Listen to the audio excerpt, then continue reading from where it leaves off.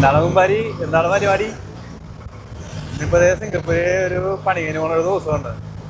നിങ്ങൾ ഈ ശ്രദ്ധിച്ചേനാ കാണാം, ഈ കാറിനൊന്നും വല്ല വഴക്കുണ്ടാവില്ല. ഇവിടുത്തെ കാറൊക്കെ എല്ലാം പുതിയതായിരിക്കും. ഇവിടെ കണ്ടോട്ടെ, എക്സാമ്പിൾ കണ്ടോട്ടെ, വലിയ ഓൾഡ് ആയിരിക്കില്ല. ഇതൊക്കെ എല്ലാം ഈ അടുത്ത വർഷങ്ങളിലൊക്കെ കാറായിരിക്കും. കാരണം ഇവിടെ പഴയ വണ്ടികളൊന്നും ഉപയോഗിക്കാൻ പാടില്ല. 10 വർഷം കഴിയുമ്പോഴേക്കും വണ്ടികളുടെ കാലാവധി കഴിഞ്ഞാൽ അത് സ്ക്രാപ്പ് ചെയ്യണം എന്നുള്ള നിയമമുണ്ട്. എപ്പോഴും പുറത്തുനിന്നൊരു വിസിറ്റർ സിംഗപ്പൂർ കാണുമ്പോഴേക്കും അവരുടെ വണ്ടികൾക്കെല്ലാം ഫ്രഷ് ആയിട്ടേക്കും, സിറ്റി ക്ലീൻ ആയിട്ടേക്കും, അപ്ഡേറ്റ് ആയിട്ടേക്കും.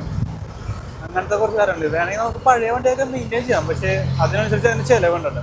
അപ്പോൾ ആൾക്കാരും അത് മെയിൻറ്റെയിൻ ചെയ്യാൻ വേണ്ടി നിൽക്കൂല, പുതിയ വണ്ടി വാങ്ങാൻ നോക്കുള്ളൂ.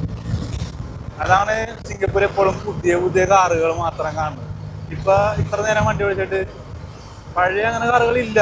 ചിലപ്പോൾ ഒരു 5-6 വർഷം, മാക്സിമം 10 വർഷം അങ്ങനത്തെ വണ്ടികളൊക്കെ ഉള്ളൂ. നമ്മുടെ നാട്ടിലാണ് ഇറങ്ങുന്ന വണ്ടികൾ മൊത്തം മരിക്കണവരെ ഓർഡർ. അപ്പോൾ ശരി, വേറെ വീഡിയോ കാണാം.